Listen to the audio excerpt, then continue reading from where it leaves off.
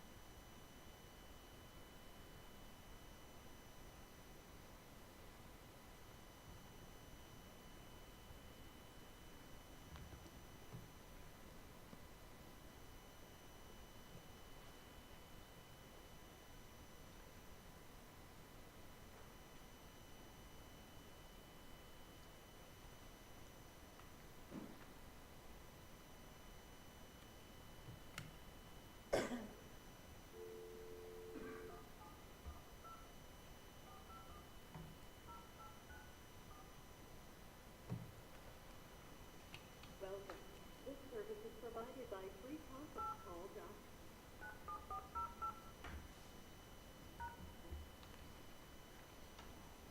If you are the host, speak to you. Thank you. There is one host in this conference.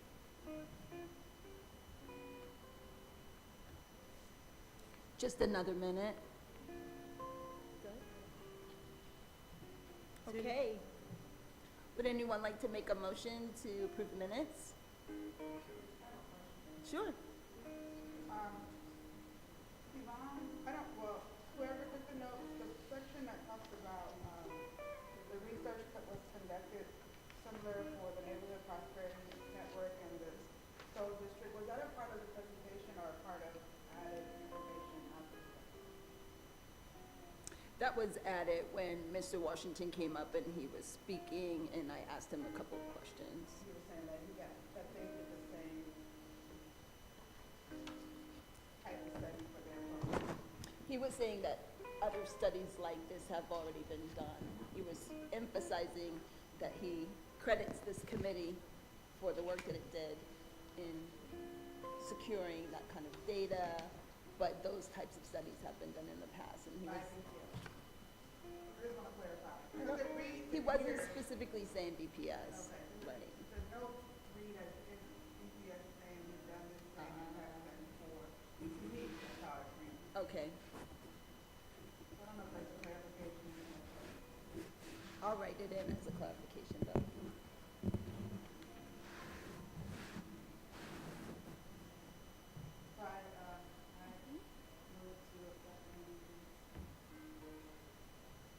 Any Alicia, more if you could just discussion? make sure you turn on your mic when you're, thank you.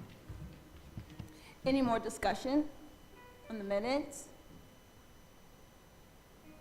No. Would someone like to second the move? I'll second the motion. Motion is passed. And then it's been brought to my attention, we should have 2 committee members that are calling in. Jennifer is planning to call in as well as Karen. So the sound in the background is going until we can get one of them on the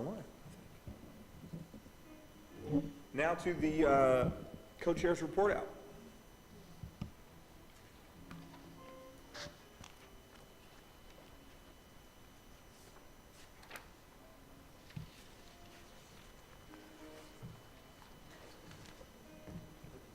I will be happy to start.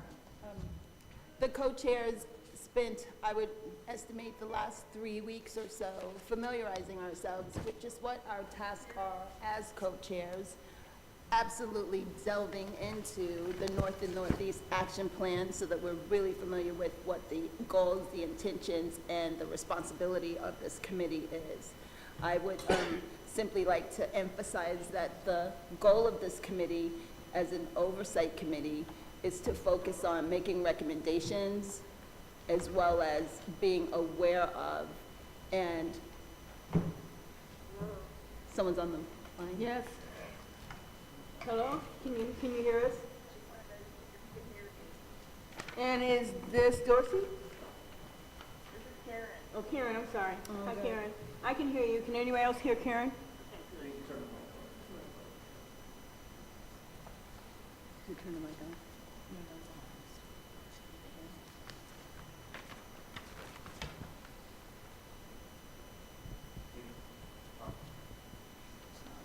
Karen, can you just talk real quick? Hello, Karen, I attempted to come in, but Comcast person overstaying their appointment time, but, so anyway, I'm glad to be on the call. Thank you. Can you hear? So, summary, that we're focusing on reviewing, making sure that we really have a clear understanding of what the processes are, and in our subcommittees, we'll be committing to that work. Elise? Yeah, and I think one of the things that we were able to do is kind of, we were meeting with some of the committee members and just kind of, as we look at some of, as we look, what's that? Closer's better. It seemed like I was echoing, so. But as we looked at the work, we decided that, you know, it was really important for us to kind of break it down into these tiers, and hopefully we could have a lively discussion and conversation about it. We feel that it'll better help us to make informed decisions. So we're excited about this, and I think that we've seen a lot of energy around it with not only our navigators, but committee as well. Okay. Any questions for the co-chairs?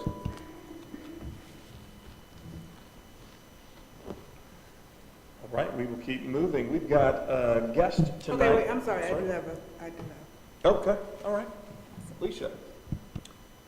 So we'll be discussing what you guys have decided in more detail later Yes. on in this meeting. It feels to me like the whole committee has changed in terms of the numbers of people on it and who represents. And so it's kind of like I'm looking at Alicia, I'm going, she says, no, I'm not in that position anymore, and Haven's not in the position anymore. And I'm like, well, who are we now? I mean, how many people are on the council now and are trying to maintain a lot of the work that you've done in the past, we've done in the past? So we can hold that question, we can put it at the end. Yeah, I think that's certainly what we will parking lot that and we'll come back and make sure it gets responded to. Thank you, Janice. Appreciate that. Number 4 on our agenda is kind of a report out around the St. John's Opportunity Center. Lindsay Jensen is not here, but Damian Crowder is, and Damian will bring the committee up to speed. Okay. Good evening, everyone. Thank you for having me here. Unfortunately, Lindsay is sick tonight. My name is Damian Crowder. I'm with Prosper Portland, and I'm the district liaison for the St. John's Center for Opportunity, which previously was the St. John's Main Street. It was rolled out at the same time Alberta Main Street was. And they changed their name to the St. John's Center for Opportunity because the Main Street program is mostly focused on building preservation. And they kind of shifted to more of the neighborhood prosperity initiative model, which is more focused on people building and not things. And the St. John's Center for Opportunity is really focused on empowerment of people. St. John's Center for Opportunity is in the interstate URA, and many times they're not a part of the discussion when we're talking about kind of north-northeast. And a lot of times we don't consider like the population kind of a part of the groups that we're mainly trying to help, but they are there too. And one of the things that's been great about partnering with the St. John's Center for Opportunity is they've been really creative with the programming that they've done in terms of empowerment. And some of the things that they've done have been really small, but it really gives people kind of that next leg up the steps, that reach for that next rung in the ladder. Some of the examples that they've done is St. John's runs a farmer's market that also has a focus on food equity as well. So people that have like SNAP benefits can get fresh groceries, and they have a voucher program for that.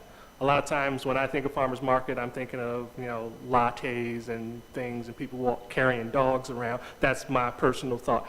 And they kind of make it a point to be very inclusive with their farmers market. They try to bring vendors from all around to kind of sell their wares. And they even have a partnership with MISO, where MISO, for their clients, basically, they have a booth at the farmers market, and they work with people in customer service, selling their products, in an environment where the person doesn't have to take on the financial responsibility of having a booth for the whole summer for a thing. It's like it's an opportunity. Like, this is how you do it.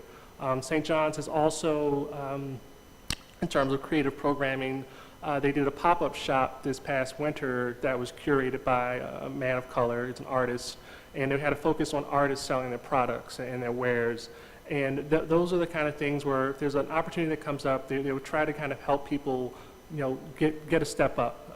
They're not doing like large construction projects, but really kind of giving people the tools that they need to kind of move to the next step of their development. Lindsay Jensen really wanted to come tonight to kind of, you know, meet you all, but she really is interested in forming the partnerships that St. John's needs to, A, reach out to other communities, but also to kind of share ideas on how we can do more for kind of our residents, and kind of just kind of a lessons learned, like what works well. I've been the district liaison for SJCL for 5 years now, and they have been really reactive to the needs of the community in a way that it's much difficult for like Prosper to do. Another example of them doing this is that they kind of noticed that when people come into their office, they're starting to get a lot of older people that were being laid off, kind of being pushed out. And so one of the things that they did was in their office, they put a physical job board where it's not just check to see what's on the computer. And they also helped some of the people that come in actually do online resumes because, you know, they're kind of skewing things for a different demographic. So they're trying to keep people relevant. They're also doing transportation advocacy work for the Rivergate area so people can get to those jobs. So they're really kind of taking on, in a very like hyper-local way, the needs of the community. And they're able to respond a lot faster than Prosper can. And one of the things that we would like to do is just kind of create more of a partnership, just kind of with you all. And when you look at oversight, but you can also kind of like lean in to like, you know what, we have these people out here, how are we reaching them? How can we give you the tools to reach them? Or are there people that you're really working in well that we can take things from and use that somewhere else?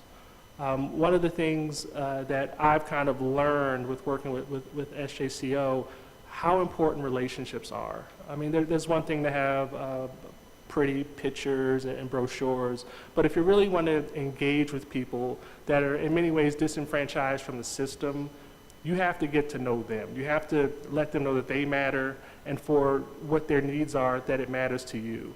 And not speaking a very philosophical way, but really address kind of on the ground things.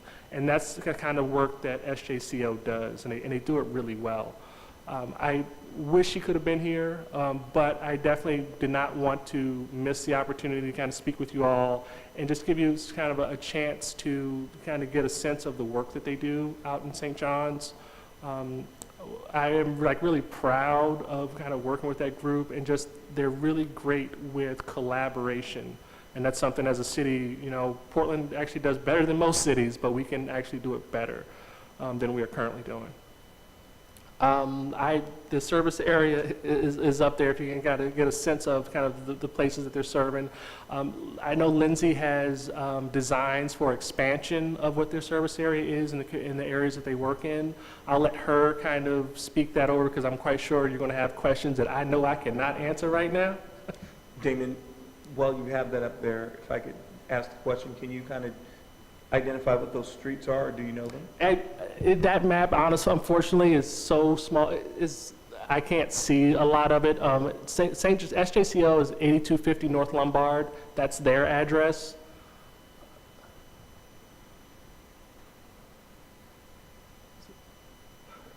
Especially for the sake of those who are here tonight in the audience, it would be great to just kind of highlight what that boundary is.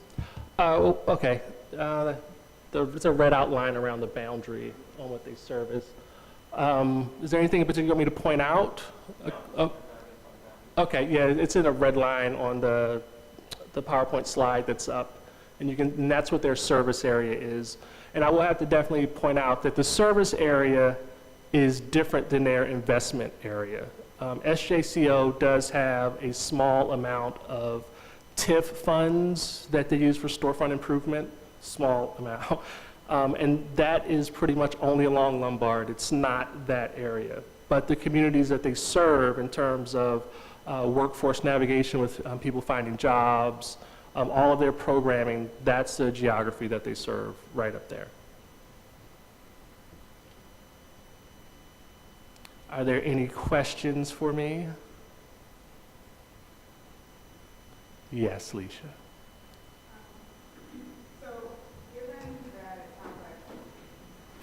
St. John's Center for Opportunity provides a lot of advocacy and people building work.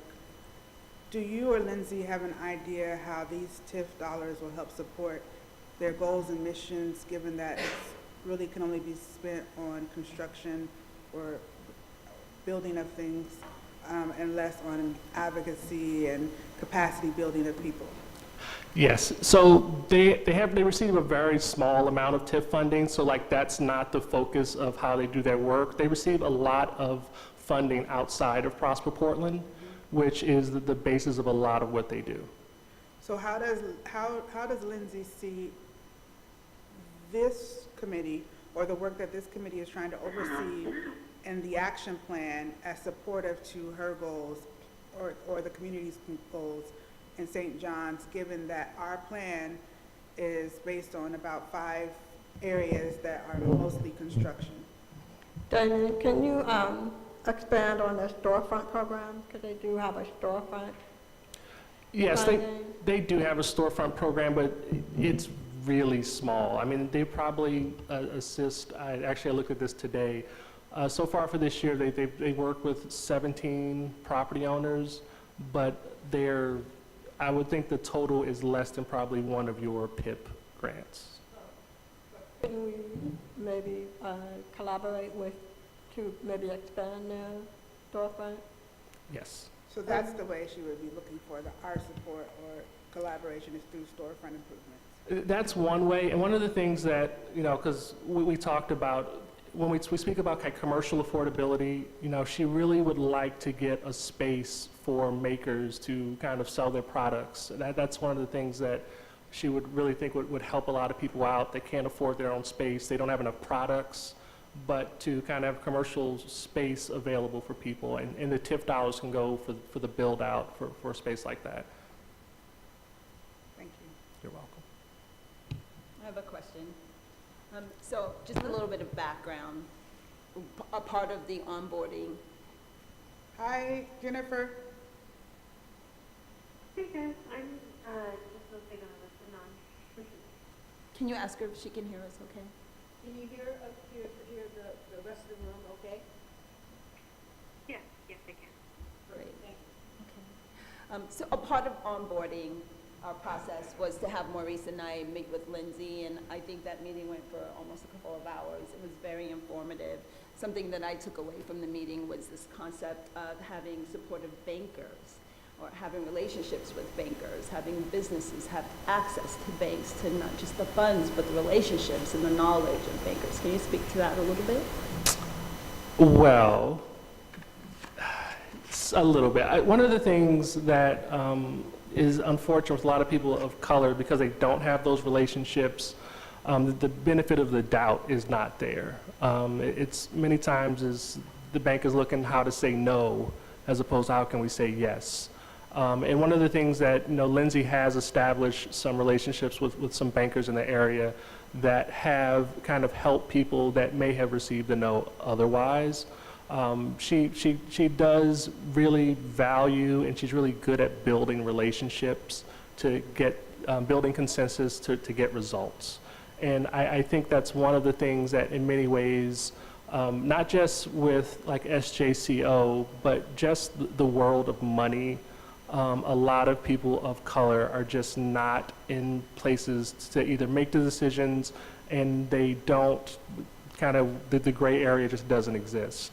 I'll say it on a personal note, like I went to a private school in Baltimore, and it was amazing the stuff that I saw get done with just a relationship. There wasn't really paperwork. The paperwork was the formality part. And that was something from the neighborhood I grew up in that was not the norm. So I think one of the things that in terms of, as we look at to build the community, we do need to change our relationship with money, who has access to it, and what supportive services that are available to them.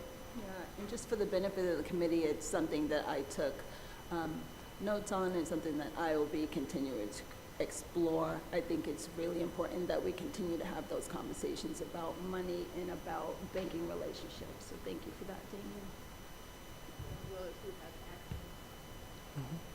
Any other comments, questions from the committee? Just one more point. Oh, go ahead. You're first, Chinita. Turn it off. There we go. Okay. What I was just concerned with has to do with more access, who has available access and who does not. And, how can that be changed if other people are not able to? Because it sounds like a very small number that you're able to give support to. I'm not sure I'm understanding the question in terms of access. You talked about the African-American community, different communities. You said, 17 or so many families who had access to a certain amount of funding? Oh, to the storefront, yeah. Well, the St. John's is basically, their investment area is really small. They, as a part of the interstate URA, they're a very small portion of that. So, they would definitely love more money and expand, but they just don't have the availability. Thank you. Any questions from people on the phone, from committee members on the phone? Any questions for Damian? No questions. Thank you, Damian, for the report. We appreciate it. Thank you. And Dr. Holt, just again, for the benefit of the committee, I want you to know that Lindsay was not able to make it today, but she has a full PowerPoint, right? That Yes, she wants does. to share with us. And I didn't want to do her PowerPoint for her because she still plans to meet with the committee. And I was like, I don't want you to have to do 2 PowerPoint presentations. So yes, she does have a full PowerPoint. Thank you very much. Next on our agenda is the subcommittee report out with Jennifer. Jennifer, I believe you're on the phone. Hi, yes. Can you guys hear me? Yes. Yes. Yes, we can. So we had a good meeting. I think Glenn and Karis were there. We discussed next steps moving forward and outlined what was mostly critical was that we outlined a solid timeline trying to meet some of the summer events for outreach. So our next meeting will be at the end of the month, and we're going to hear back from some of Prosper Portland's contacts regarding how they have handled outreach in the past. Yeah, that is my update. Thank you. Any questions for Jennifer? Jennifer, is that meeting on a particular day, or how are you scheduling that meeting? Yeah, so it's just another follow-up subcommittee meeting scheduled. I think we just changed the date. It's for during the lunch hour towards the end of this month. I think it's like the 28th, potentially, during the lunch hour. Okay, thank you. Yep. Other questions from committee members for Jennifer? Jennifer, who has access? Please make sure you turn your mic on so others. It is yeah, on. There we go. Okay. Jennifer, who has access to the ability to attend that meeting? This is a subcommittee working meeting, so Okay. anyone who is within the Cultural Business Hub subcommittee should have received an invite. If anyone else in the Oversight Committee is interested, we can forward along the meeting time. Okay, thank you.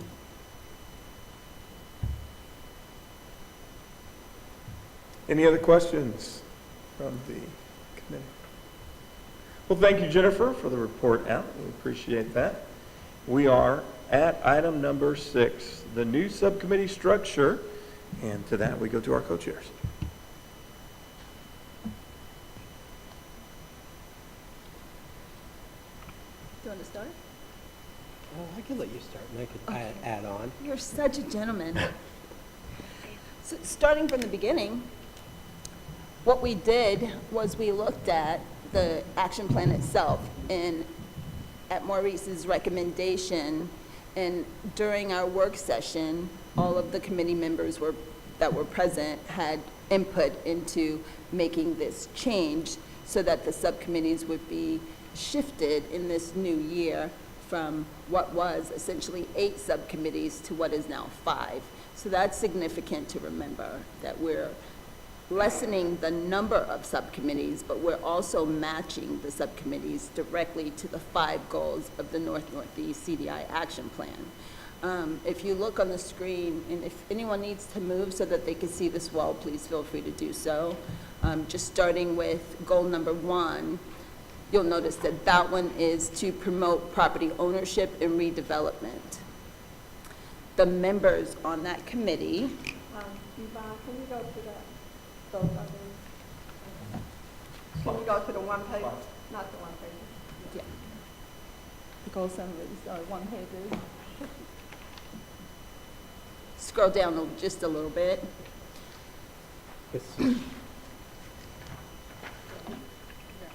Perfect. So that second column says subcommittee members and leads. The lead for goal number 1 is Dorsey, with the members being Chanisha and Maurice. So there's 3 members for this committee. Can you scroll up just a tiny bit? Bit more. And if I can make one comment, if someone's looking at this and saying, I would like to be on that committee, I think that just voicing, letting us know, we could add people to the committees Yes, for sure. with the limitation of 5, which I don't think we're going to have any problem with, hopefully. So you'll notice that it speaks directly to what the goal is, which is to provide financing and support for property improvement and redevelopment. I won't read that. We can all read that on our own. The subcommittee charge is what I essentially opened this meeting with, was to say that it is to review, to track, to make recommendations. this being goal number 1, it's actually quite a large amount of funds. If you could scroll a little bit higher, Yvonne. The charge on goal number 1 is $10.7 million. I think that is important in that when we look at who the committee members are and how much money is intended to reach the community, we want to make sure that the committee members are able to make these meetings, the subcommittee meetings, because that's where the work is going to happen, and that's how the dollars are actually going to reach the community. And that is very important to both Maurice and I, as it is to this entire committee. So, wanted to make that point. Yeah. One of the things I'd also point out is just the tools that we have available through Prosper Portland. So it's kind of clearly articulated on if we have questions, who those questions can be addressed to. And so it allows a little bit more flow in the work and more discussion around the particular work areas in a more precise. Thank you. Thank you. And I believe it'll help us to be more precise in what recommendations that we have and actions.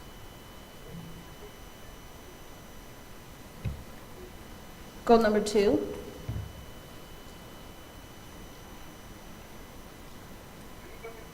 Did she move that? Gotcha. Awesome. So, looking at goal number 2 at the top, it says this one is to support business ownership and growth subcommittees. This is the perfect time to say that in our 3 weeks of onboarding and discussing how we can be effective as co-chairs, we looked at all of the 5 goals and noticing that there were 2 primary categories, one being property ownership, investing in new and existing property owners. We thought that could be a category in itself. So that would be goal number 1 and 3, both related to property. Goal number 2, 4, and 5, which we'll get to shortly, primarily focus on business owners. And so Maurice is going to be really looking into property and making sure he's building his awareness of not only the goals themselves, but who in the community can really help to educate and inform us, who can we build relationships and allies with. So Maurice is going to be focusing on property, and I am going to be focusing a lot on small businesses in that same capacity. Go ahead. One of my questions still is related to, this is the people who are considered within the boundary lines of the UR. Okay, so that's still that money that has to be distributed for those people within that boundary. Yes, great question. Okay. Can you elaborate on that last statement? Yes. So as we move through goals 1 through 5, which we'll get to, I just wanted to take a moment to say that goal 1 was focused on property ownership, investing in property owners. Goal number 2, support business ownership and growth subcommittee, is focusing on small businesses. Because I have a background in small business, I thought I could be more best utilized and really invest a lot of time in not only understanding the plan itself, but the resources that are available to us, who in the community can actually speak to us and help to ally with us and that sort of thing. So as you know, Leisha, you've been a chair yourself. There's a lot of time spent outside of this committee, outside of subcommittees, where we're learning and we're engaging. And we felt like it might be a great idea for us to sort of divide our time in that way. So basically what we were hoping to do is that at least one of the chairs are on each one of the committees, so that it allows for that synergy to happen. So it wasn't that we're leading the committees in a sense, is that we could actually, when we meet together, we can collaborate on what's going on with all the committees so that we have that connectivity. So it wasn't an intent Gotcha. to have us lead as much as have us be able to communicate. Beyond it, gotcha. Okay. I could tell your concern. and Yeah, I no, can read because you. that makes, yeah, I didn't know what, sorry, yes, thank No. you for clarifying. Yep. That's it for goal number 2. Can I ask a question about goal number 2? Sure. And this may be, Prosper, includes 1.5 million for retail tenanting in the culture business hub. So that looks new to me. Maybe it was written differently somewhere else. It is part of the coastal business hub goal that was adopted in the plan. It was a total of 6 million. 4.5 is for the actual coastal business hub, and 1.5 was always reserved for affordable commercial, for retail tenanting. So it's in the plan. The 1.5 is part of the 9,250,000, but in the plan, when you look at goal 5, you'll see that it was always a total of 6 million for the business cultural hub, with that 1.5 reserved for retail tenanting. Okay, I'll look at it. So 4.5 for the cultural business hub. And then 1.5 is for the retail tenanting within the cultural business hub. That's spelled out in the original action. It is. And so then that's, I can show you. I have a plan here. I can show you. so then that's 6 million dollars, right? Yeah. And so then the other 3 is from where? The other thing. So the it says 9 Oh, million. the other is for property development. So it would be for, it actually wouldn't be the it's 9,250,000 minus 1.5 million will go for the property development. So it's actually closer to almost 7 million something is for business development. I know it gets confusing because although the 1.5 is dedicated to retail tenanting in the coastal business hub, we wanted to fold it into the business ownership and growth because it's a loan. Those are loan dollars. And so it didn't fit neatly into the business cultural hub, and that's why we put 4.5 for the actual business hub development that would go to a developer who has a proposal for he would have access to those dollars. To the 1.5? To the 4.5 million. Okay. And the small businesses would have access to the 1.5 for retail tenanting within a cultural business hub. So. Any questions on the phone? Nope, no questions. We'll move to number 3.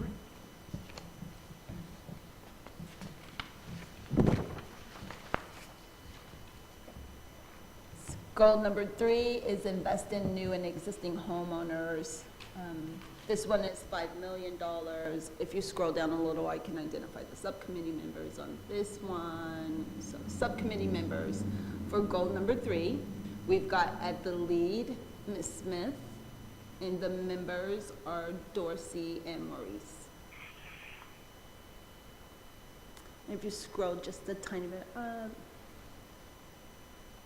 we've got the strategic goal number 3 is for supporting homeownership, to expand PHB's down payment assistance program for first-time home buyers, expand PHB's home repair program for homeowners at the 80 to 120% of the area median income for family income.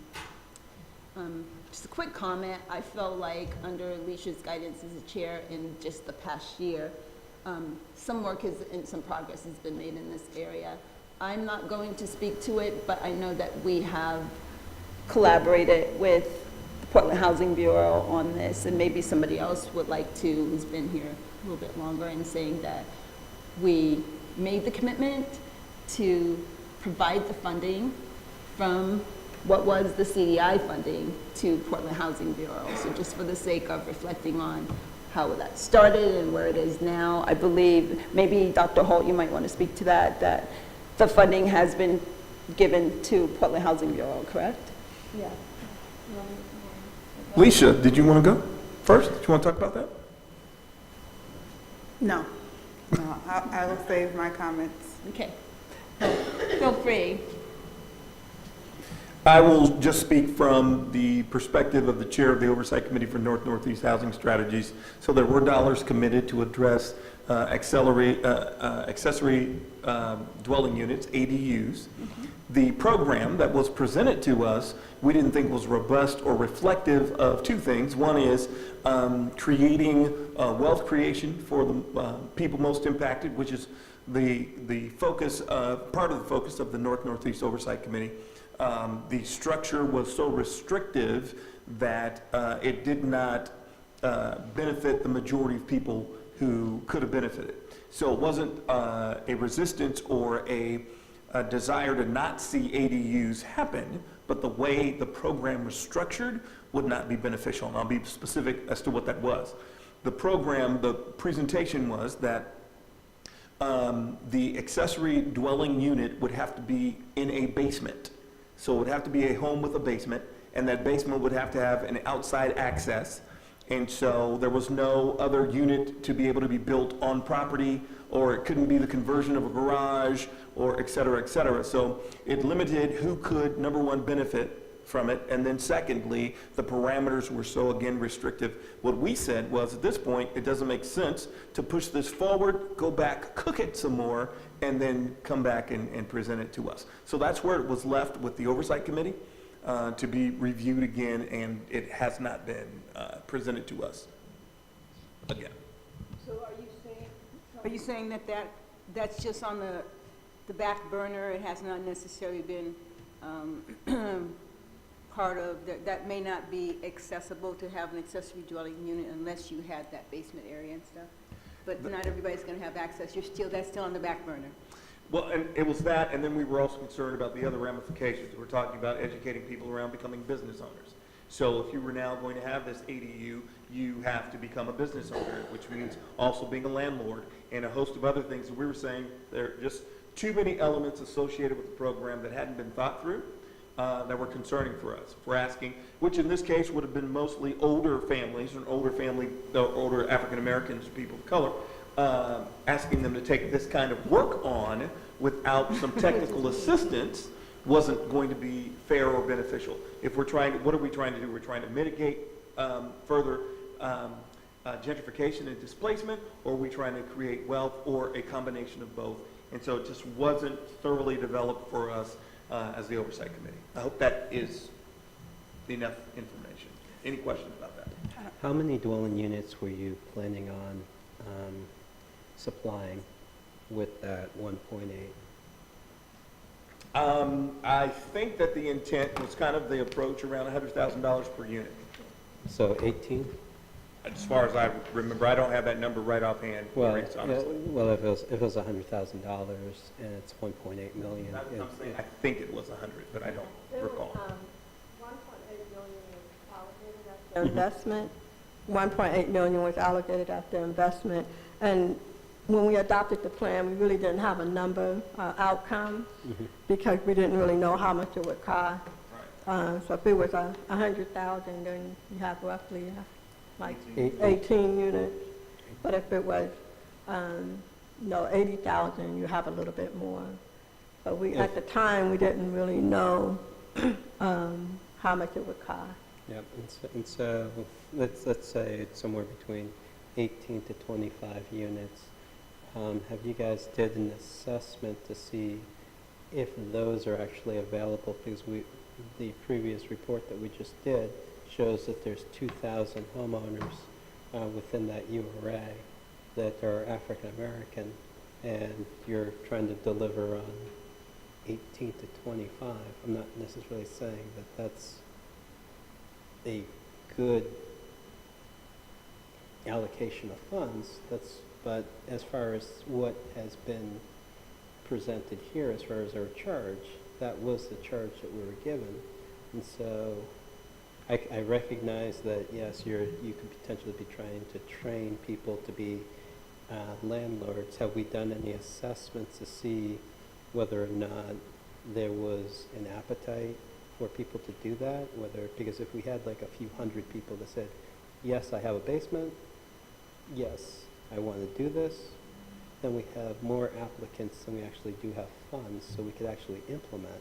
And so I'm just curious on the research behind the put it on the back burner, or the research behind the decisions that were made. So great questions, and those were some of the questions that were asked. And so our job is not to do that research. That's PHB's job. And so that was what we left them with the charge to do, to present that to us. The Oversight Committee isn't going to do that. That's their job. And I would like to just share that. So at this point, we have $1.8 million that unprogrammed. And when we talk about the work plan for this summer, I would like for this subcommittee to really kind of discuss, do we reallocate those dollars somewhere else, or should we consider an ADU program that's sponsored by Prosper Portland, and or work jointly with PHB to bring that back, that discussion, to elevate that discussion. And so that's what I'm hoping for. And we did at one point, Prosper Portland thought about maybe sponsoring the ADU program, and I talked to some of the ADU providers, but and we're considering using PIP dollars to fund those ADU.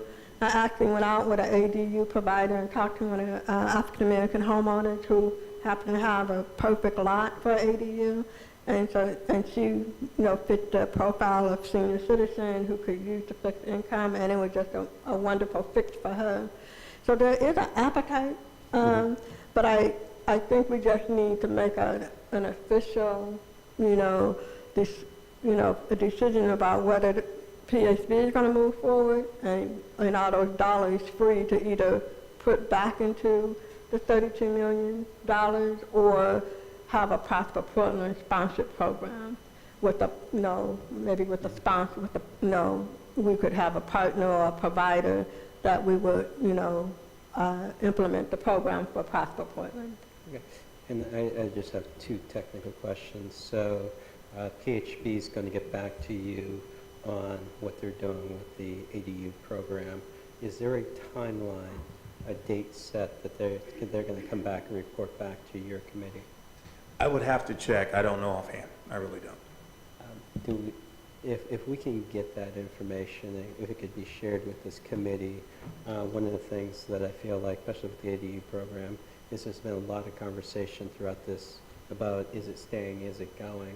And I think that in order to deploy these dollars, we need some sort of clarity on when those dollars are actually truly going to get deployed. And if I recall, I think Leslie Goodlow presented to this group and talked specifically around the ADU program and whether or not this group was in agreement with redirecting those funds. And I think, so I don't remember what the protocol was in regard to that. If the CDI was going to make a determination whether or not the funds would be released for other housing benefits, or if the CDI was going to make a determination, say, no, we want those funds then returned. And I don't remember how that process was, but I know that that was part of the conversation. So I think we need to go back and check the records and see what was what on that. And so I guess this is just a question for Prosper Portland. Is the intent that these funds do not get deployed in the ADU, that it comes back to this committee and then gets reallocated to whether we want to reallocate to a housing or something else? Or is it that PHB continues to hold on to those funds and it doesn't come back to this committee and they make a determination on where those funds are then deployed? Like Dr. Hope has said, that we need to make that determination because Leslie was Goodlow had presented, maybe we're directing those dollars to home repairs to increase the number of people or the home ownership program. But I think that determination has not been finalized, and that's something that we would have to address with our leadership because there is an intergovernmental agreement between Prosper Portland and PSB to administer those 3 housing programs. And so, but it is part of the $32 million that was part of the interstate corridor urban renewal area. So we need to finalize that and with leadership, and that could something that we can do this summer. You know, I think it would be helpful for this committee to know if we actually are weighing in on the outcomes of these, or whether or not we're bystanders and just watching what occurs. And so it'd be, again, as far as timelines, it would be nice to get a timeline on that decision from Prosper Portland, and also that a timeline on the decision from PHB, so that we are not rehashing the same conversations in our meetings. Janisha? My question had to do, when you were talking about the funding and everything, is that focused still on only those borders within the URA that gets any type of that type of funding? Yes. So that the ADUs have nothing, there's no money outside of that could help those people who are trying to develop their homes in that particular way? Or do you have resources that could apply to those people who are a block out of the URA and a whole bit? You know, is there some way to support the needs of those people? You know, as long as we are referring to the $32 million of tax increment finance, it is within the URA. I have not heard of any other resources that's available at this time. And so, and is that the focus of the PHB as well? They have to be within that, the people within the URA also for PHB. If you got funding through PHB, would that be a different amount of money that's going to be distributed? As it relates to that particular program, if we're still talking about the ADU program, or are we just talking in general? In general. In general, okay. So, there are dollars being dispersed citywide related to the DPAL program, the Down Payment Assistance Loan Program. So, yes, there are 10 citywide DPAL programs, or 10 citywide DPAL opportunities to help people outside of the URA, because it's been determined that the interstate corridor is the pricing point and pricing pace is exceeding the amount of subsidy. So even people who are generating revenue, that $100,000 subsidy, which you can get up to $100,000, is not enough to help, or was not enough to help people purchase within the interstate corridor, and so 10 citywide DPAL. So that has become a citywide program. It is something also that's being talked about by our committee as to how we can expand programs programmatically beyond that. But the whole tax increment financing is something that is policy and driven not by any of us, but driven by city and city law, as you know. And is DPAL an acronym for something? Down Payment Assistance Loan. Down Payment Assistance Loan. Thank you.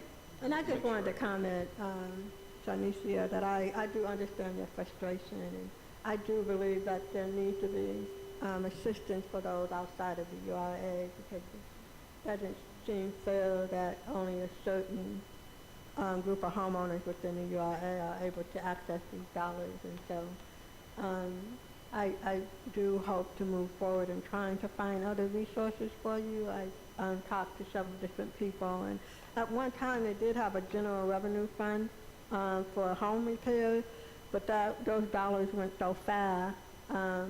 So, I understand your concerns and your pain, and I really do want... I just feel like I need to be the voice of those people who don't have access. Right. Someone has to be able to speak up for that. So just really quickly for Ms. Smith, are you still doing amendments, accepting amendments? So if somebody lives one block outside, they can apply for an amendment to be included in the URA? Because there's only a certain, we actually looked into that, and we did a kind of assessment of all the homes within, I think it was 500 feet, within 500 feet of the URA.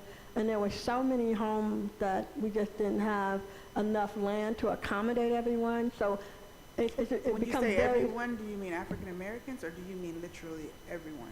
I mean, we looked at homeowners, all of the homes that were within 500 feet of the... So everyone.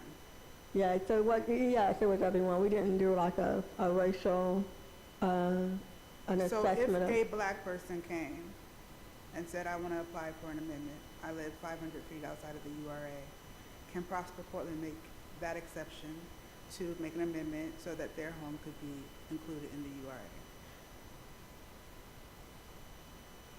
We could, but it wouldn't be the most efficient process because a minor amendment is still a kind of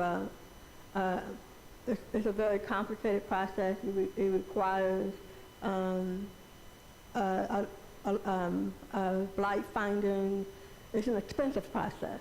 So we would want to be the more strategic process. That's what I'm trying to say. But it's So have they looked and at... also I think the major limitation is that it's only a certain amount of land that can be amended into the urban renewal area, and a lot of if you were to be fair to everyone who are out, or even every African American who is living outside the boundaries, it's not a individual one resident process. It's not like submitting an application. You actually have to go to the board every time you make a minor amendment. You have to pay for someone to do blight finding. It's short of a legislative process. So let me ask you this. You did the study of 500, outside of 500 feet. That wasn't a good fit. Did Prosper Portland research alternatives or other options that would be more strategic and more efficient, but would allow for folks that aren't right on that border opportunities to be included in the URA? Or did it stop at that study? I would say that we probably stopped at that phase. But what I hear Ms. Smith saying every time that she has the opportunity to voice her concerns for her community is that we are looking for solutions that we can actually take part in. And I think Prosper Portland, Kim, whether we have people come back here and she's able to voice it to them so that they can hear her clearly, that we need to move forward with actually coming up with something that people can take advantage of and participate in, and stopping short at determining one way is not an option, and that maybe you should invite Ms. Smith or other community members to sit in those meetings to offer alternatives that would work for them, that you can then decide if that's something that you can move forward with. But I'll just leave it at that. But I hear her saying something every committee meeting, and we don't have answers for her, or Prosper Portland has not given her answers. And I also wanted to co-sign on what Maurice was saying. We have been talking about actually the ADU program for a while. The Investment Allocation Subcommittee talked about that for a long time, and we've been waiting for an answer from leadership of both the Housing Bureau and Prosper Portland on what's going to happen with those funds. So I don't want it to be said or left as if, well, we just haven't moved forward. We've been waiting and we've asked. And so to co-sign on that, if we could get that answer and a timeline so that we can move forward and not be in this holding position as a committee. yeah. Excellent. Any questions, comments from the phone line? Nope, I agree. Go forward. Oh, hello. Yeah. You should be up here. Yeah. Hello. Hi, Jennifer. What's your name, Welcome. Pat? Welcome, welcome, welcome to the meeting. Good to see you. Any comments, questions, Jennifer? Okay, perfect. So I have one. Can we move on to number 4, our time? I just want to be really quick. Yep. Can we get some commitments from both Prosper and PHB to give us the information that we've been asking for by next meeting? And I'm not sure we're going to be able to show it, but I did create like a work plan for the summer, and that is on my work plan is to address the ADU program, and I can add the single family expansion, the URA expansion for single family as well. Just prior to us moving, did you have more? Yeah, I feel that's still an answer, really. Because I hear you saying it's on your work plan, but you're not making the final decision I'm getting. So I think. No, what that's saying not true. You are It will be a final. You will make the final decision. It was part of the subcommittee to discuss this, and we will get a final decision that's going to be provided by leadership. So I heard you say, and maybe I'm wrong, that it's on your work plan. And so does that mean that you plan on working on it, or that you plan on taking it to leadership saying, this is the question that the Oversight Committee has. We need you guys to get back to us Yes. in July, which is 2 months away, because I think that's how we decided to work. Which is an appropriate amount of time for a decision like that to be made. I think if you can at least say to us tonight that you will ask them to give us a decision by July, which is when our next meeting. Yeah. When we pull it up, and it's not actually my work plan, it's the subcommittee's work plan. What subcommittee? I'm Yeah, gonna when we- move forward because when we move some of the forward. answering is gonna be procedural, but it still applies, so Alicia, don't worry about that. So, but Your this is question a still question applies. that's been on before, you couldn't let the Right. subcommittees just hold. This is a question that's been on out there. Yeah. Well, let me say this. Let's go forward, see if it's answered or not. If it isn't answered, we'll come back. We'll make sure that it's addressed tonight. Okay. So number four. I do not want to move to number 4 because I think that all of this dialogue is very telling as to why this new process can work on behalf of the committee that we are here to take care of and to be invested in. So if we stick with number 3, we're saying that Ms. Smith is leading this goal. The dialogue that has taken place related to this, we all want to support Ms. Smith in her leadership on goal number 3. And for the point of efficiency, Ms. Smith, you will want to call a subcommittee post haste, like in the next week, and pick up on the conversations that happened today, making sure that urgency is expressed in each of your line items during your meeting, etc. All right, number 4. Goal 4 is to advance community livability projects and support nonprofits. Sticking with the stratus that I've been using in terms of focusing on first the goal and then the charge, the strategic goal for number 4 is to invest in community livability projects to build community prosperity by supporting the growth, development, and sustainability of key community-led organizations that drive economic development, yada, yada. Basically, we're talking about nonprofits here.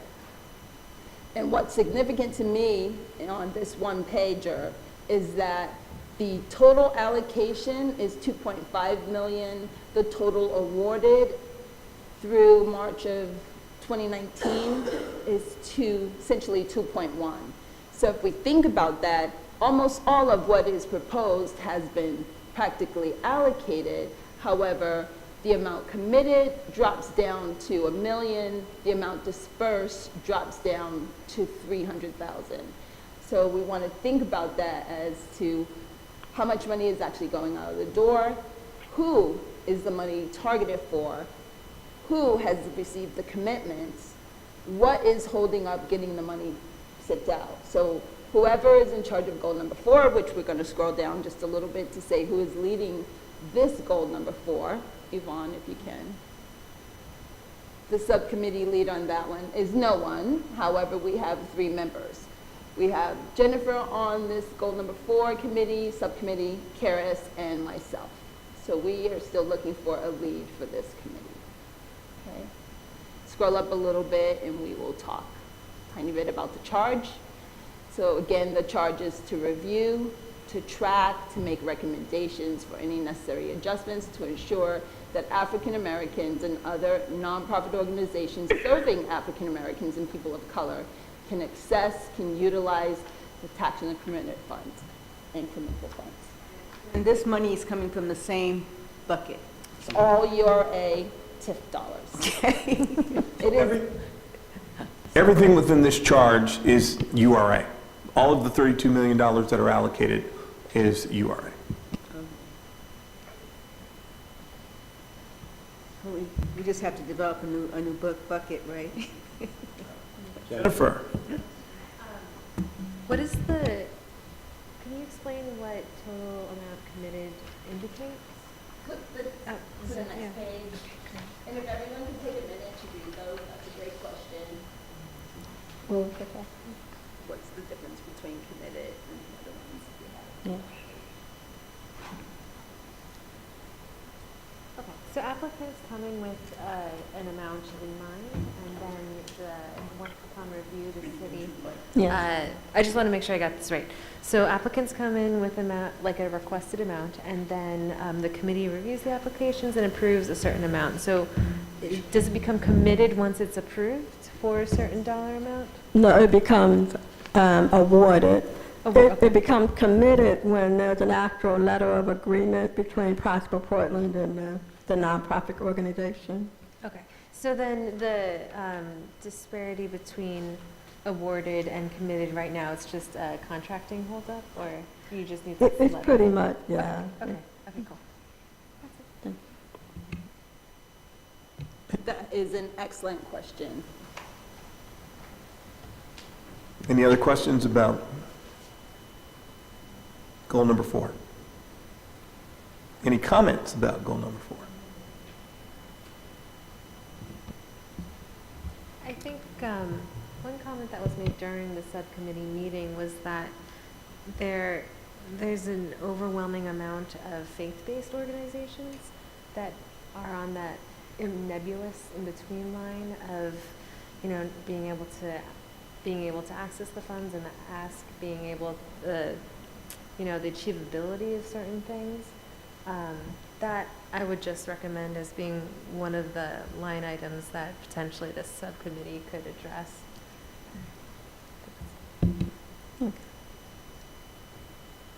I would look for a little clarification on that. I think that's an important point. Are you saying that because they are religious organizations that they have limited access? Yeah, I think there was, I'm trying to remember now as well, but a lot of the faith-based organizations had, because a lot of their projects and a lot of their building stock is just so much older, what happened on a lot of occasions was that they would ask for a ton of money that, when you think about it, is it feasible, project feasibility, and also what the funds can and cannot be used for oftentimes wasn't clear, and also just because it's not a formal organization.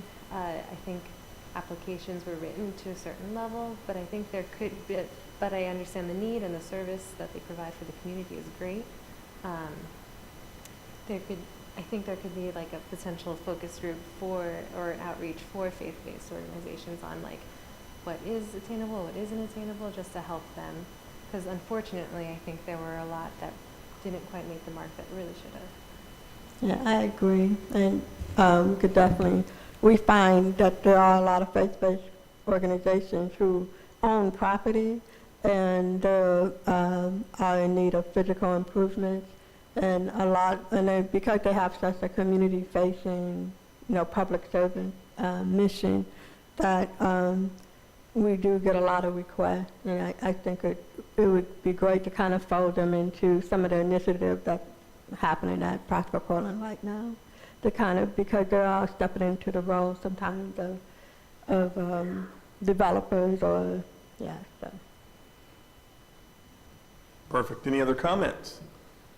Goal number 4. Perfect. The last goal.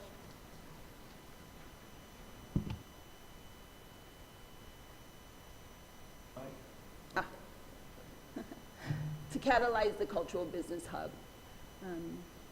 2 things about this. First, just pointing out that the amount of the proposed allocation is $4.5 million for this one. We've had a little bit of dialogue a bit earlier about the cultural business hub, the relationship between the $1.5 million that is actually in goal number 3.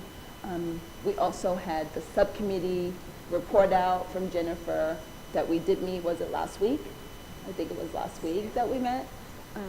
So we identified during that meeting, I would say the list was roughly 8 different items, action items that we want to come back as a subcommittee and work on those items. I felt like the meeting was really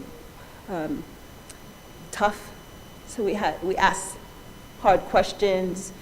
We made sure we focused on urgency. We pushed several of the items that we had on the list up, correct, Jen? You did a great job running that meeting. So I guess I would present to this committee that there is activity and there's movement on goal 5, which exceeds some of the other goals. So a bit of pressure for goals number 1 through 4. We need to see a lot more activity and movement on those goals in that regard. Subcommittee meetings. Questions, comments from the committee? Maurice? I have one question. So it looks like these funds might be deployed through a NOFA.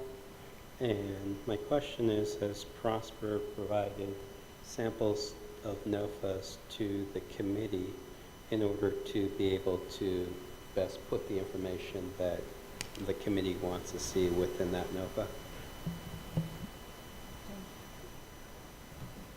That definitely came up during our conversation, and we've revised the language of our goals and in the outline to say, doesn't have to be necessarily a NOFA. It could be part of an RFI or RFP or RFP process if the NOFA language is too restrictive.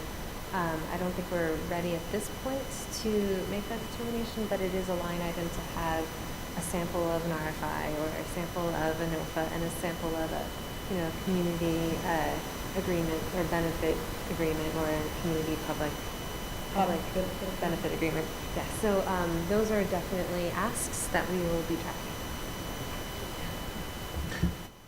Leisha? Forming a resource team, or the team will be, it's empty right now, so I'm just wondering. I can answer that, Alicia. So in developing the 5 goals on a 1-page, essentially, we were calling these 1-pagers for a while, but they're basically goal summaries. It was my ask that we have these 4 columns. Mm-hmm. And the last column was for Prosper Portland to identify who it is that we can work with immediately. Mm-hmm. Again, focusing on urgency. Who can we reach out to answer the questions that we have as subcommittee members? And so no one was placed in this column. However, I can say that during the subcommittee meeting, we were looking for resources, and we did list a number of either organizations that we plan to reach out to or individuals. The individual that we all agreed should come and participate right now is coming to the meeting at the end of this month. And this is a good time for me to say who the committee members are. For this one, we've got at the lead Jennifer. We've got the members being Karis, Leisha, and Gwen. So in this next meeting that is at the end of the month, we're going to have a presentation by, what's her name? Can you tell who's coming? Or what's the lady's name who's coming? I forgot her name too. You mean the YBA representative from the Africa? I can say that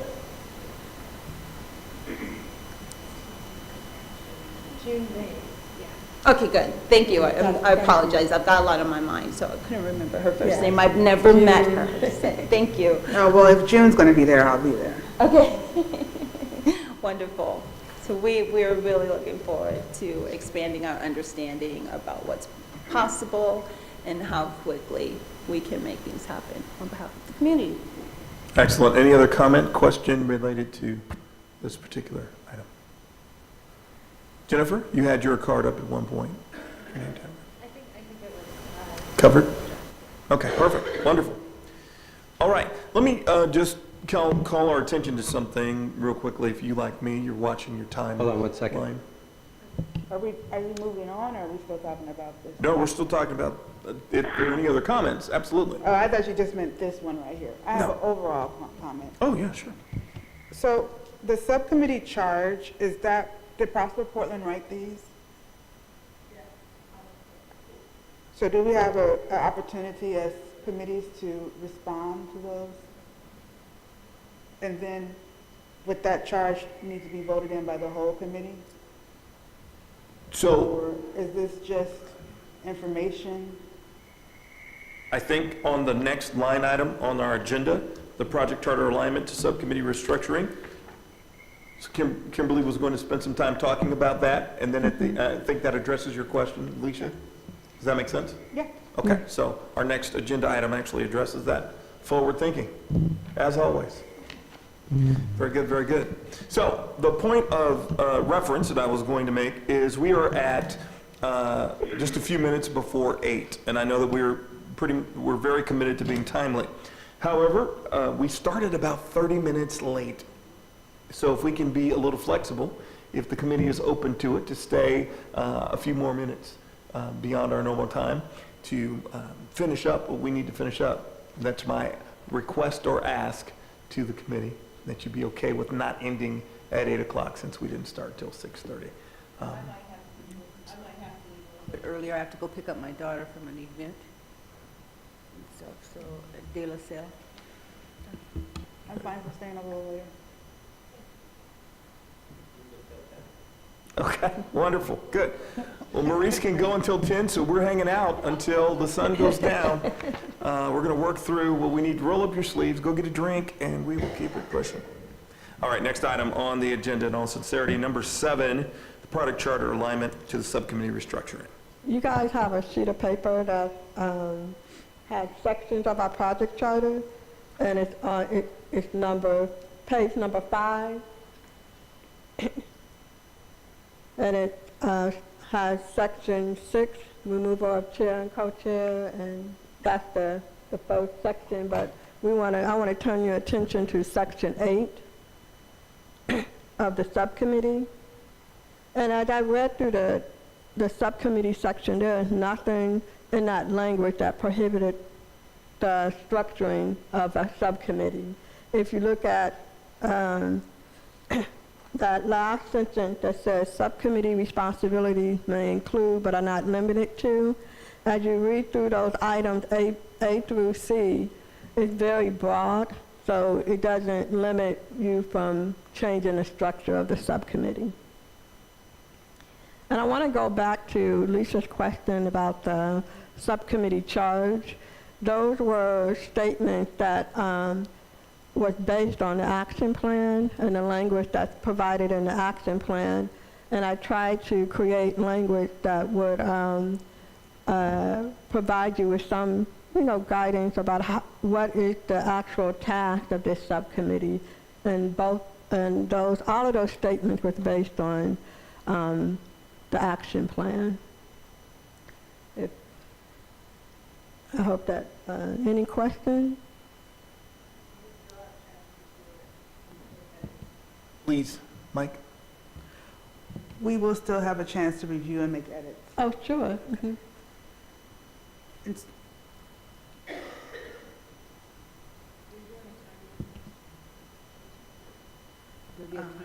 I mean, I don't know, were you done explaining the Yes, process? uh-huh. So then if we make edits as a subcommittee, do we need to bring that back to the overall committee, or we're just No. informal in that way? And then, so if we decide in a year, we would just restructure again if we wanted to, and we just go get away with the charge and continue on like that?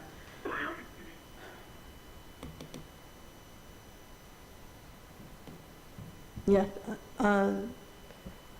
We want to make this as flexible process as possible. We want to make, what we're trying to do is really create a structure that will allow us to implement the plan, to make it easier. I don't want to get bogged down on the language of the subcommittee charge, but I do want to make it, I want you guys to have ownership of it. So if that's, Yeah, I think one of my concerns, having had the experience of being on the committee for over just 2 years now, is that the subcommittees and the committee as a whole meets quite often, and we're ready to do the work, but we're not necessarily, when I say do the work, we're ready to oversee what Prosper Portland has produced. And Prosper Portland has not produced a lot for us to oversee. So in terms of, like Dr. Holt saying that their subcommittee does not do this thing, they wait for the PHB to do it and then comment on that thing. So I just want to make sure, at least for, I think, you know, in talking with the committee, that the words that we use in that charge and the way that these committees operate, we have to be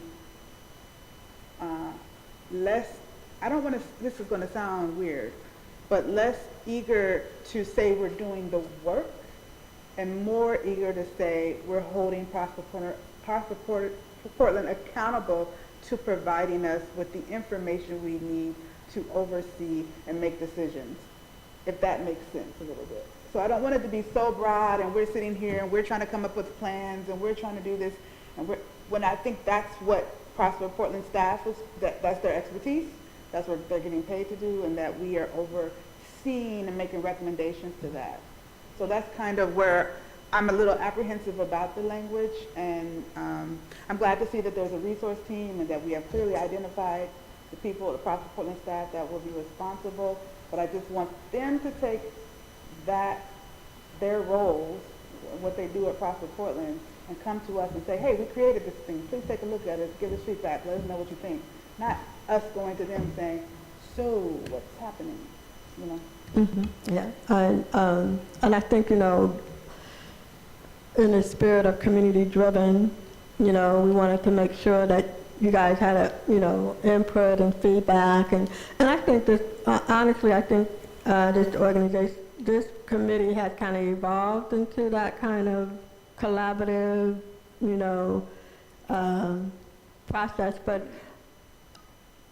you know, I understand what you're saying, and I agree. We do have expertise that we can lend to the Oversight Committee, and you can have something to respond to. Right, yeah. Like, so my example of Ms. Smith wanting us to have options or alternatives, like that's what we want Prosper Portland to do, and then present those options, alternatives to us, and we give feedback to that. Or you can hire me and I'll be the pen that sticks you. Okay, thank you. Gwen?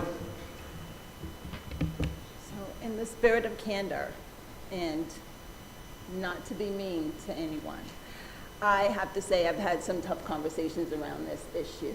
I had different expectations than when I came to the committee. I thought that this, as an oversight committee, that we would be presented with lots of processes and programs and dynamic ways of reaching the community. And what we would be doing is, instead of looking for things to oversee, we would be maybe overwhelmed with the options, and it's just not that way, and that's reality. So in dealing with the reality, I'm really saying that as a committee, we do need to get in the weeds. If we want to see our community benefit from these dollars that are available, this is unique. Not every city has this opportunity, being real. If there are no processes for many of these things, and I don't see that, then we maybe want to be at the table with Prosper to help to create some of these processes that are necessary to get the money out the door. Just in the subcommittee I was just in, the Cultural Business Hub, I was really surprised that Jennifer was saying that she has an architect friend that she could bring to the meeting. Well, Prosper Portland has been in this business for a long time. Why is a subcommittee person reaching out to a friendly architect for an important meeting for $4.5 million? So that's the reality. And I initiated these documents so that we as a committee could say, this is what we can do. Not what Prosper Portland is necessarily doing all the time, but what can we do? Because the community means a lot to us. So that's my piece on that topic. Thank you. Thank you very much. Any other comments? Karen, any comment? No, listening, I agree. Everything you said.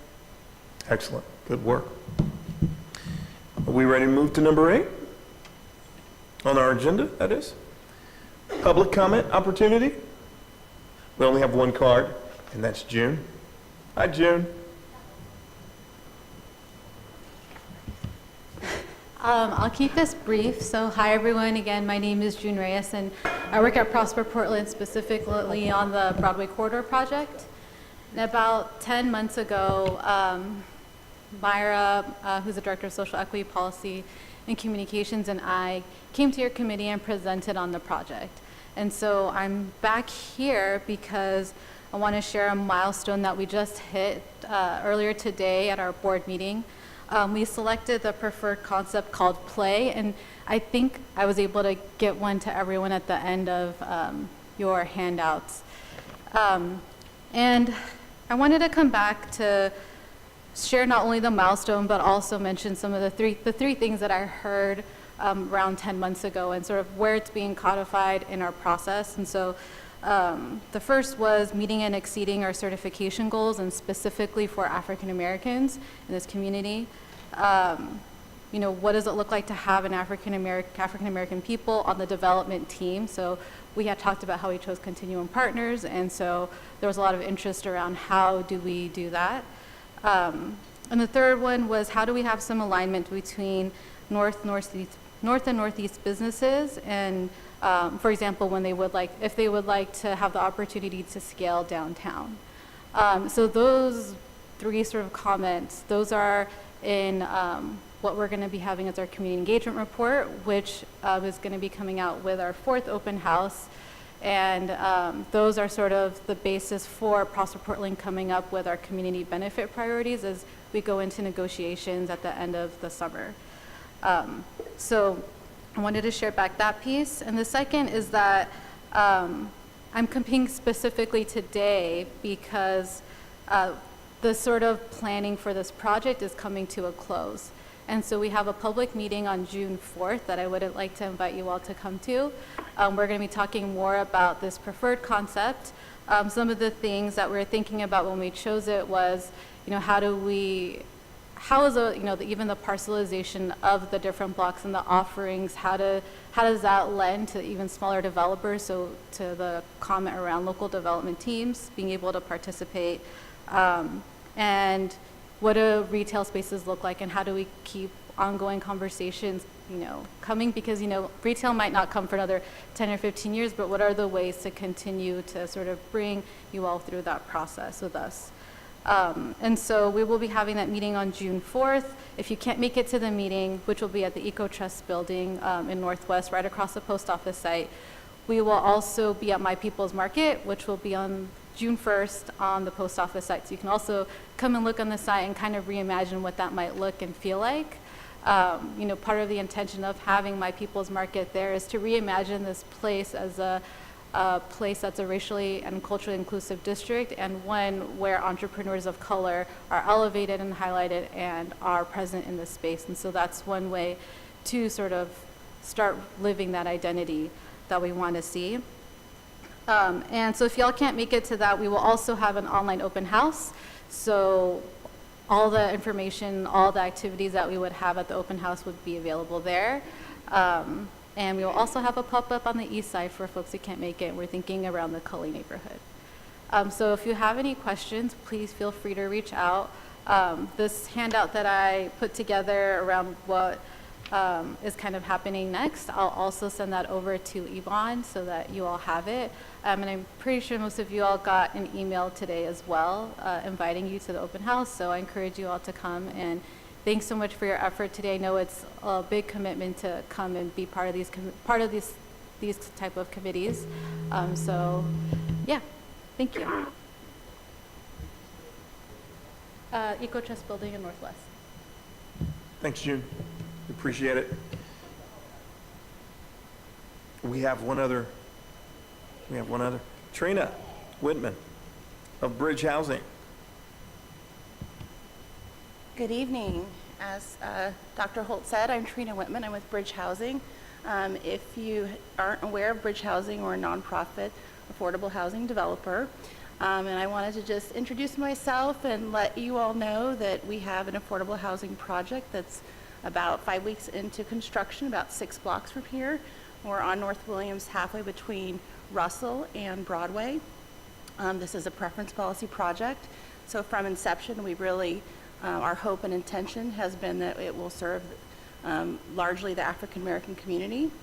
We've worked with the Northeast Oversight Committee pretty consistently over the last few years, and we're having a groundbreaking coming up on May 30th. You will all be receiving invitations to that meeting. But the other reason why I wanted to come, and this is really just kind of to let you all know, part of that site has a 4,500 square foot building that we are retaining on the site. Now, Bridge Housing, we build housing. We don't do, we don't typically do separate commercial developments. We do vertical construction where we have like commercial on the ground floor and housing above. That's a pretty common prototype, and we have a number of buildings around town that follow that format. But this site is kind of unique in that it has a standalone building. And we've always envisioned that that building could have some kind of positive economic development for the community. And if some of you recognize me in the audience, I've been coming to a lot of these meetings because I'm very interested in learning more about what the committee's vision is for some of these funds, because I think we have a really cool site. We have an opportunity with this extra building, and we're really interested in knowing what some of the different funding sources might be. I've been taking notes on the little pieces of vision I pick up from meeting to meeting, but we're interested in hearing more. I think there's the possibility for some real synergies between what you all are really interested in accomplishing and some of the stuff that we're doing. So I just wanted to let you know who I am sitting out here in the audience, and I'm really eager to learn more about what the next steps are going to be like for outlaying some of the funds you're talking about. Thank you, Trina, very much. Any comments from the Oversight Committee? It's called, well, our working name right now is just North Williams, because that's the street it's on. We will be undergoing a naming and branding exercise this year to give it its official name. We're looking at doing something that will tie into the history of the community for that name, but we don't know what that looks like yet. Did you bring some business cards with you? I will check to see if I have them, but if not, I will come to the next meeting, and you'll also be getting a meeting or a groundbreaking invite, and I can make sure that you have my contacts there too. Microphone, microphone. What is the developer's name? Yeah, Bridge Housing. Oh, Bridge. Yeah, and I'm a project manager there, and have been working on the North Williams project since we applied for the funds in 2015, so it's been a long road. And is this the focus, I'm sorry, is the focus more towards the low-income development for housing? For the housing, yes, it's all of the units are going to be for folks under 60% MFI, median family income. 40 of the 61 units are going to have project-based vouchers on them, so that'll allow us to get even deeper in the deeper subsidy for those units. What's the cross street? I'm just trying to, Yeah, so if you go up North Williams from like Broadway to Russell, you will see the construction site on your right. It's the south side is Tillamook and the north side is Thompson. Okay. You'll see right now we had some previous buildings that were demolished. We're just finishing the contamination removal, soil contamination, and we're starting some of our footings and things are moving. And you'll see there's a corner building. It's kind of got a cool, I think, historic commercial look to it. And so that's kind of where I feel like we have an opportunity. Who's the developer or contractor? General? Colas Construction?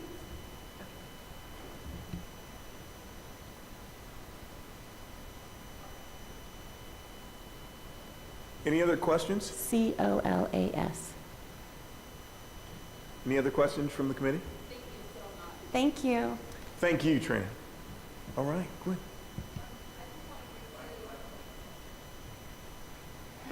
The committee's attention, this final document, and I actually want to honor Kimberly Moreland for her effort in not only working with me closely over the past 3 weeks. I also want to say when either I'm expressing frustration related to processes here, or I think I could speak a little bit on behalf of the committee, that is not directed towards you. We respect you. We know that you work hard. You do more. You go above and beyond my expectations. You drive to my office. Thank you so much. And I really want.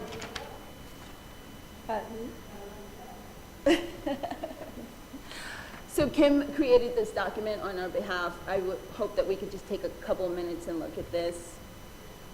It's at the top of it, it's Northeast CDI Oversight Committee, Subcommittee Summer Work Plan. And once everybody has a copy in front of them, can you, Alicia, help Ms. Smith to find that one? Mine is single page. I think I copied it. And now, Kim, I just want to give you a chance to explain what this is. What we were attempting to do is address some of your concerns about having work. We heard at the last meeting that you meet all the time, but but what are you accomplishing? And so we created this document to kind of give you some ideas of the task that we can work towards this summer. And so for Goal 1 subcommittee, we want to talk about, have some discussion, decisions, or actions to talk about a new developer of color initiative. We'd like to get your feedback on that, so we'll have staff members to come and present information about this new concept that really aligns well with the Northeast CDI. We also are investigating the buying and selling of properties, and we wanted to present those options to the committee as well as financial assistance for a developer of color initiative. We are realizing that some of our long-term property owners, we have programs to assist them with pre-development, but we don't really have finances to help them with construction. So we want to kind of look at some of those alternative programs that Prosper Portland is grappling with and present those options to you.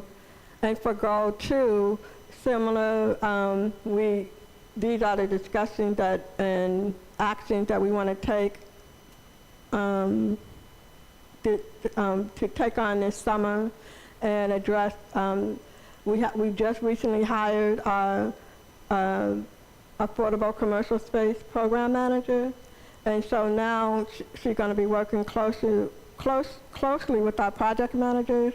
And so I wanted to have her come and visit and talk about her vision for the program and how it aligns with the North CDI. As well as we have a new loan program that's going to be launching in July. It's going to be a really exciting product for our business owners, and so we'll be talking about that and learning more about that and how we can work with our community outreach navigator and our business navigator to spread the word about that. I also want to engage our business navigator more often and have her come and provide the business ownership and growth subcommittee with the report. We also, in Goal 3, I want to finalize this accessory dwelling unit program and funding, a go or no go, so that we can really start to either move forward or talk about making adjustments to our funding and where's that money going. And Goal 4, it really doesn't apply because the COG is open in September, and we can talk about the allocation of those funds and how it appears that we're really accelerating in that goal, but the money is not going out the door, so we could talk about that. And Goal 5, when we were at our last meeting, we had some really great discussions, and I kind of pulled these items from our last subcommittee meeting, and these are some of the items that I'm hoping the subcommittee will address as we move forward. And so we have talked about, the notice of funding availability. Is that the right tool? What is the right tool? Also in exploring the cultural hub model, through site tours and discussion with the development teams of different projects that are already being accomplished, because that would help us to establish the criteria for the business hub. And I want to just use this as an example to clarify what you guys mean by presenting or making a presentation, because what I'm envisioning, and to me, I like this process, if Prosper Portland, whatever tool the subcommittee decides, we create that fund, notice of funding availability based on conversations about the criteria that you're looking for in a coastal business hub, and we'll come back and we'll create that NOFA, and then you guys would comment on that.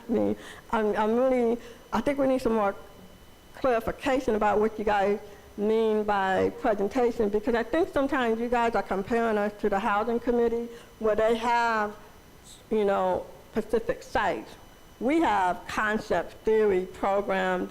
You can't compare us to a group that has a specific bucket of money for specific real estate development when we have, different programs and loan programs, and economic development takes a long time. So I think we need to talk about that more in terms of what do you mean, because I think we've been really striving to have a community-driven process that's collaborative, and that's always been the direction we took, particularly with some of the dynamic that has happened within our group that called for us to be very careful about how we approach the committee and how and being transparent and inclusive. So I really do think we need to talk about this further, because we have created this environment where we felt like we, almost was forced to create this, to have you guys involved in the process, as opposed to Prosper Portland creating the process and presenting you with the facts later. So I just really want, some clarification. We don't have to do it tonight, but it's definitely something that needs to be discussed. I've heard you say that, and I appreciate you saying that to the larger committee. I think it is a conversation that is really important for us to have, because as we shifted the guard, if you will, and Maurice and I became the new co-chairs, we had a work session where Dr. Holt presented the question, how collaborative do we feel we're working together? And it wasn't the best answer. It wasn't the best response. So we're still building a relationship, and we're still building understanding. Mm-hmm. So I don't think we're looking at who's right and who's wrong. I think we're looking for efficiencies. And this committee is community-based, and we are not coming here as experts in any one category. We're coming with a lot of commitment and a lot of understanding of the community, but not necessarily a lot of understanding on how processes are made. And so in the spirit of efficiency and with the urgency that we all have, mm-hmm. we are looking for Prosper to say, not here's the theory, and more of here's 5 options for processes, and here's how they work. And now you can make a decision, because it's difficult for us, and I hope that makes sense, to go from theory to practice. It's just a little bit harder for us. I'm just speaking for myself in this case. Thank you. Any other comment? Maurice? And I'd say you stole my thunder a little bit, but which is good. Okay. But we're not asking for Prosper to make decisions. What we're asking for Prosper to simply do is say, this is what we usually do, and these parameters legally. And then we could sit there and say, okay, well, this is what we want to see. And so we just add in those elements that we feel like is that community-driven point. What we don't want to necessarily do is create a document and say, okay, here, Prosper, let's do this.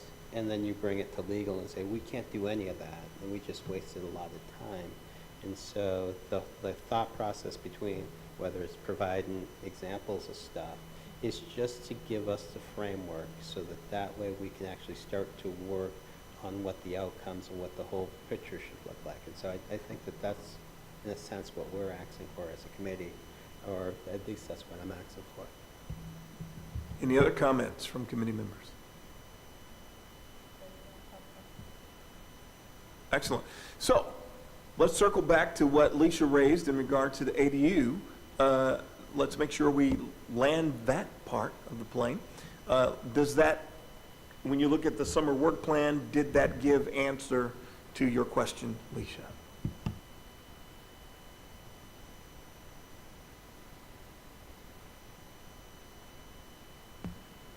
So that the ADU is part of, is it part of our oversight committee's charge, or is it part of the housing committee's charge? It's part of our charge because we have an intergovernmental agreement with Portland Housing Bureau to administer $5 million of a housing program. And so 1.6 is for home repair, 1.6 is for the down payment assistance program, and then 1.8 is for the accessory dwelling unit. And ours is different because we target our program to those within 120 to 180, is it 100? No, 80 to 120 MFI. AMI. We call it AMI now. But it was, so that's the uniqueness of our dollars, because when we went out to the community, when we developed the action plan, it said, hey, there's a lot of tools for affordable housing program for low income, but there's not a lot of program for the middle income. So that's the distinction. And so I guess my question, I just wanted to get some clarity. So in goal 3, right, and if the ADU program, let's say, doesn't go forward with PHP, right,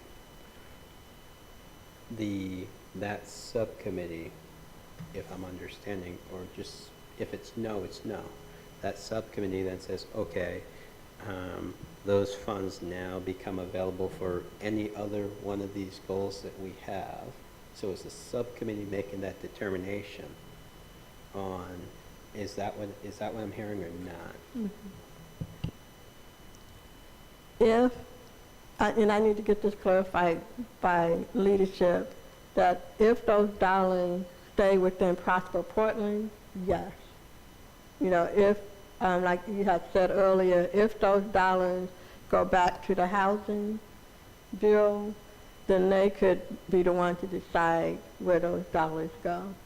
But I need to kind of confirm that I believe that those dollars stay within the 32 million where they came from, because they were there for a specific reason.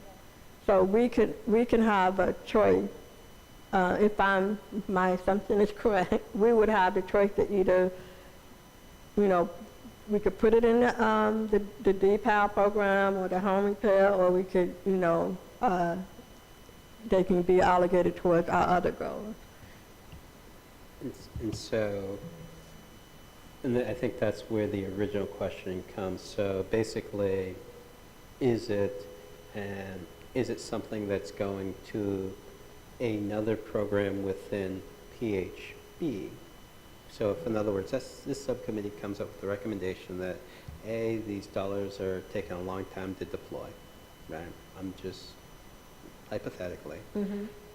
And we find that there's another potentially good source within another committee. Let's say one of the committees is saying, we're running out of money here. We feel like we can do better things. So, and they make that decision, that committee, right? Is that committee, and I think I'm part of this committee, this is why I want to try to get the clarification, wasting their time in that decision if then, whether Prosper or whether PHB says, no, we're going to keep the money, we're going to move it over to here, and we'll report out to you on how that happens. So that's the clarity that we're looking for. I hear you. And that's why I'm going to make sure that we know that before we move forward.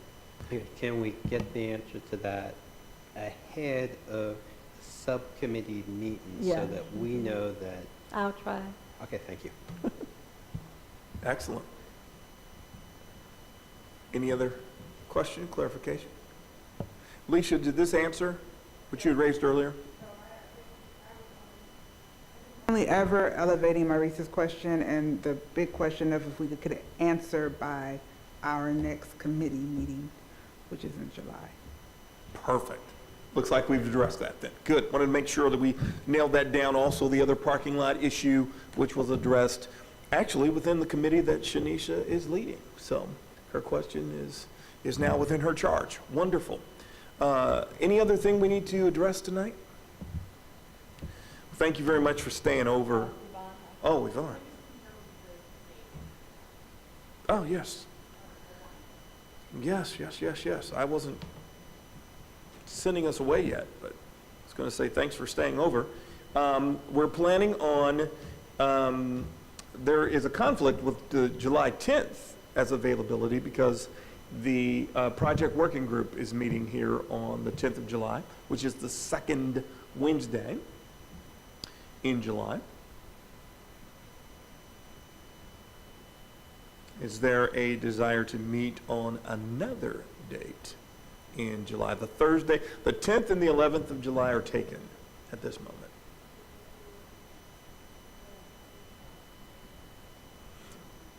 I'm not available the 10th or the 11th. Yeah. Fine.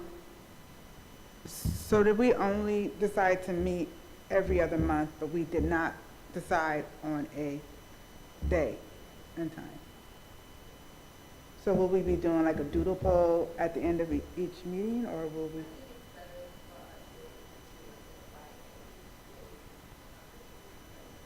Thursday or something like that. But we were just saying that original Thursday did not work for everybody, that we had already on the books, that was not. I don't recall that being part of the dialogue. Okay. Maybe there could have been Karis had some conversation about availability. And for some reason, in my phone, there is the 18th at 6 p.m. here at this location, the Northeast CDI Oversight Committee. Done. And that could have been Done. just from historic meeting dates, because it's the third Thursday, but it's in my phone as I look at it. Well, can we send a doodle poll? That would be better. Yeah, entirely up to you. Yeah, right. Mike. Great, really great. And can we send out a doodle poll for the entire year so that at least we get this, it's a known rather than a surprise every 2 months? Yeah, we've just got 3 more, technically, committee meetings, July, September, November, so, technically. Yeah, if we could push it out to a year I think it's just easier, even if they don't happen, we could always cancel them. But let's get a year's booked. Yeah. Excellent suggestions. Well, thank you very much. Any other item that we need to cover? I appreciate you staying the extra time. Oh, yeah, go ahead. Sorry.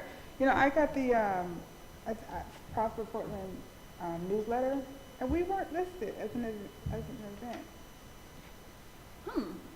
Do you feel some kind of way about that, I feel Alicia? some kind of way I about think that. you should let them know. I like you feeling. I think you should. I'm letting him know now, Yvonne know now. We were not listed. Hill Block was listed, but we were not. Wow. Yeah, you should feel some kind of way. I feel some kind of way about that. How in the world? All of the work we've been doing. This is meeting number 21. We've been at this. We should be like number 1. Hey, thanks everybody. Have a great night. Be safe. Enjoy what's left of the warmth. Thanks for your time. Bye-bye. All right.